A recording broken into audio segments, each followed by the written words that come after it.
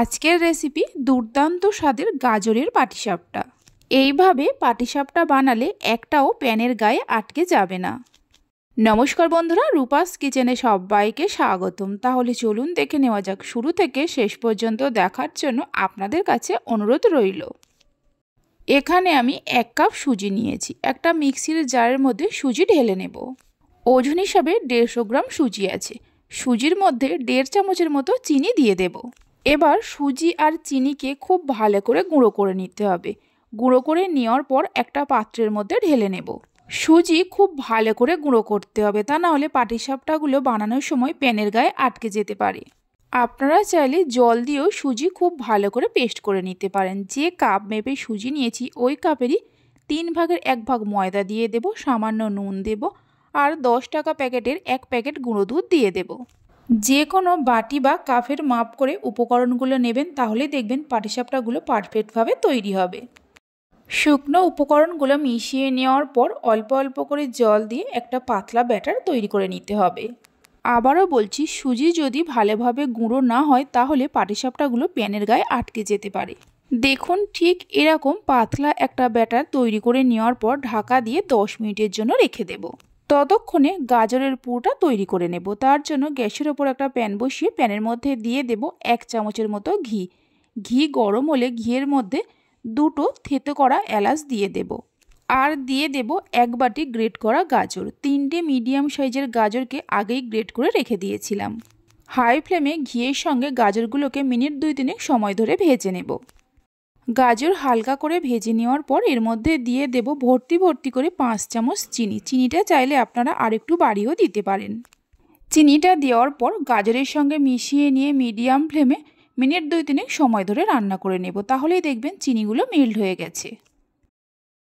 চিনিগুলো melt হয়ে যাওয়ার পর দিয়ে দেব 1 বাটি গুঁড়ো দুধ।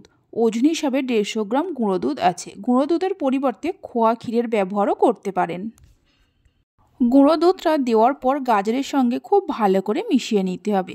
ভালোভাবে মিশিয়ে নেওয়ার পর আরও মিনিট 3-4 রান্না করে নেব। মিনিট 3-4 সময় ধরে রান্না করে নেওয়ার পর দেখুন গাজরের পুরটা তৈরি হয়ে গেছে। গ্যাসের ফ্লেমটা বন্ধ করে দিয়ে পুরটা ঠান্ডা হতে দেব। এদিকে যে সুজির ব্যাটারটা রেখে দিয়েছিলাম, দেখুন আগের থেকে অনেকটা ঘন হয়ে গেছে। তাই এর মধ্যে আরও কিছুটা পরিমাণ জল দিয়ে দেব। ব্যাটারটা আমি জল দিয়ে বানাচ্ছি, আপনারা চাইলে দুধ দিয়েও বানাতে পারেন। জল দেওয়ার পর মিশিয়ে নিয়ে মিনিট 2-3 সময় ধরে একটু ফেটিয়ে নেব। দেখুন ঠিক এরকম একটা পাতলা ব্যাটার তৈরি করে নিতে হবে। খুব বেশি পাতলাও না, আবার খুব বেশি ঘনও না। ব্যাটারটা তৈরি করে নেওয়ার পর গ্যাসের ওপর একটা তাওয়া বসিয়ে দেব। তার মধ্যে সামান্য তেল ব্রাশ করে নিতে হবে। তেল ব্রাশ করে নেওয়ার পর তাওয়াটা যখন গরম হবে কিছুটা ব্যাটার তাওয়ার মাঝখানে দিয়ে দেব। তারপর এইভাবে করে ঘুরিয়ে একটু গোল করে নিতে হবে। ব্যাটারটা দেওয়ার সময় গ্যাসের ফ্লেমটা লোতে রাখতে হবে। এইভাবে করে গোল করে ঘুরিয়ে নেওয়ার পর গ্যাসের ফ্লেমটা লো টু মিডিয়ামে করে 1 মিনিটের মতো রেখে দেব।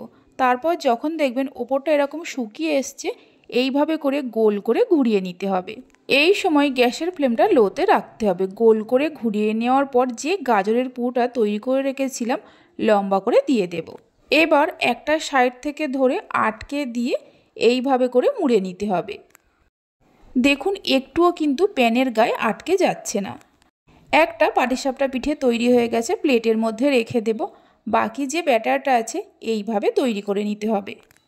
গাজরের পুর দিয়ে এইভাবে পাটিসাপটাটা একবার বাড়িতে বানিয়ে দেখতে পারেন। আশা করি সবাই খুবই পছন্দ করবে। আর বাড়িতে বানালে খেয়ে আপনাদের কেমন লাগলো অবশ্যই আমাকে কমেন্ট করে জানাবেন। সবগুলো পাটিসাপটা পিঠে তৈরি করে নেওয়ার পর একটাকে আমি কেটে নিয়েও দেখিয়ে দিচ্ছি। দেখুন কত সুন্দর হয়েছে। রেসিপি ভালো লেগে থাকলে অবশ্যই একটা লাইক করবেন, বন্ধুদের সঙ্গে শেয়ার করবেন। ভালো লাগলে চ্যানেলটি সাবস্ক্রাইব করে পাশে থাকা বেল আইকনটি প্রেস করবেন নতুন রেসিপির আপডেট পাওয়ার জন্য। তাহলে চলুন ভিডিওটা আমি এখানেই শেষ করছি। আপনারা সবাই ভালো থাকবেন, সুস্থ থাকবেন। ধন্যবাদ।